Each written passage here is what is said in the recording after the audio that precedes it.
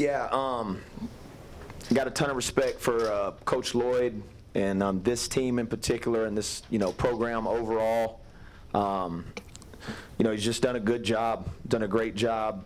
Again, starting 3 freshmen, it's probably an under-talked about story, in college basketball, the year they're having, and he's merging it with young players playing a lot of minutes, albeit very good young players. And they just present so many challenges for you. You kind of have to make choices and decisions. None of them are great.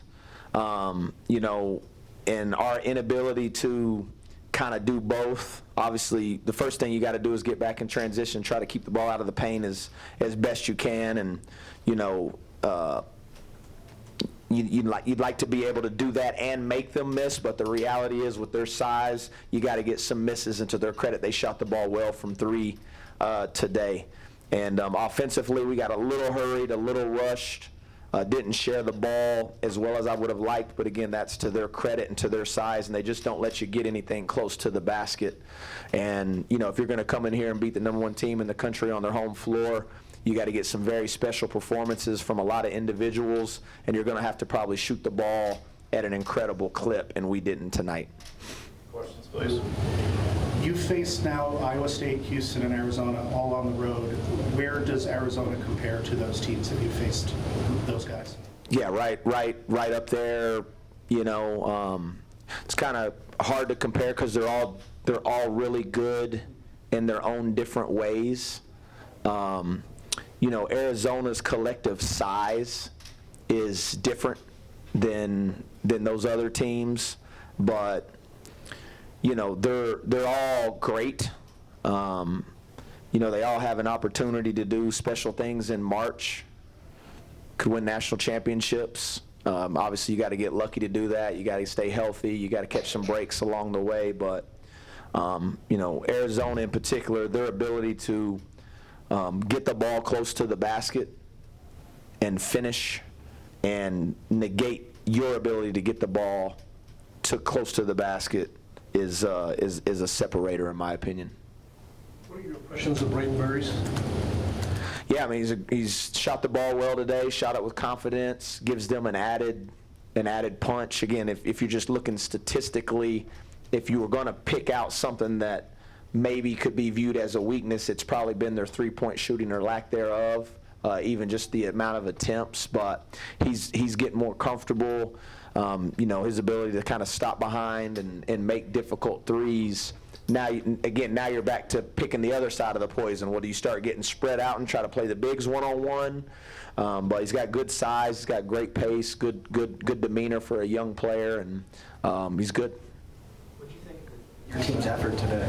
Yeah, I thought our effort. I didn't think our effort necessarily was the issue. A guy that I used to work for, Larry Eustachy, that was the Iowa State head coach, won the Big 12 twice in a row. He had a saying, and it was, sometimes the problem isn't you. Sometimes the problem is who you have to play and where you have to play them. And so I think you got to give Arizona a ton of credit tonight. I thought our guys played hard, stayed together for the most part, stayed connected. There were a couple little, at the, not the very end. At the very end, when time was expiring, I thought we had an incredible huddle, the guys that were on the floor. And they stayed connected despite the outcome of the game, which is what I challenge them to do. Again, it's easy. You have a great win on the road Wednesday against Arizona State, and you're celebrating it, and you love each other, and then you come in here, you get your tail whipped. You got to be able to do both in the same. And I thought our guys did that for the most part, and I thought they competed for the most part. Anything they did defensively that kind of jumped out at you? Their physicality. Yeah, I thought they were really physical. They did a good job of being disruptive with the actions that we tried to run. Again, their size pretty much negates anything you're going to try to do in the interior. And again, now I did think in particular early on, I thought we actually had some good looks from players that we wanted shooting the ball, that if you're going to beat these guys or even give yourself a chance, you're going to have to make those shots. First play of the game, Huff had a pretty clean look right at the top of the key, and you got to make those if you're going to beat these guys. But their physicality, They're disruptive. They kind of play two different ways when is it Crevis? They say his name? Yeah, when he's in, they're kind of more of a drop coverage. When 30 comes in, they're a little more aggressive. They're a little more versatile. So, yeah, they make it hard on you. Coach Amir Jenkins led the team in rebounds all on defensive end. What can you say about his play? Yeah, just he's a tough kid. You know, tough kid, keeps coming. He's aggressive. Had a couple shots, didn't go down, but just kept playing and keep challenging them, and thought he stayed in the fight and thought he ran his team all the way to the very end. And again, we actually did a pretty good job rebounding the basketball in the first half. They're so big that your bigs are going to be hooked up with them that your guards got to rebound. Anything else? Tracy has been scoring the ball well lately. In the first half, he came out pretty hot, but what do you think slowed him down in the second half? A combination of a couple things. I thought we got a little impatient offensively as a group and didn't move the ball enough to maybe organically find some good, clean looks. It's hard to run just a set play and generate a look with their physicality.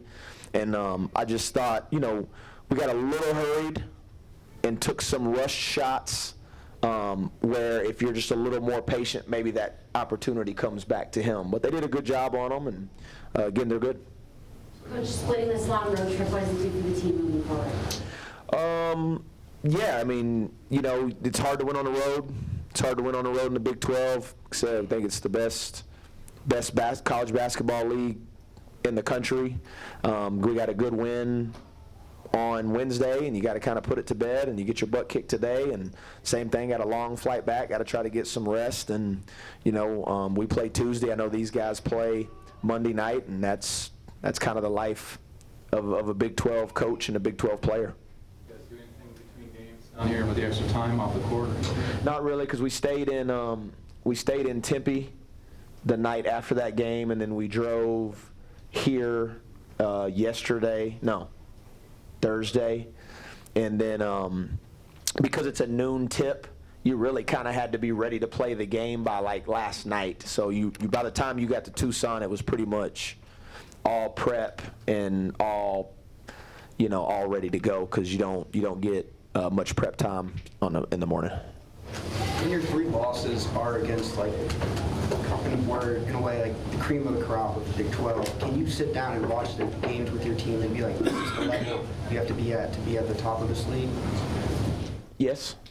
Yeah, there's pockets at the game. Now, I think when you play elite teams and elite talent, you can play the right way, and you can execute what you're trying to do, and someone may make just an incredible individual play.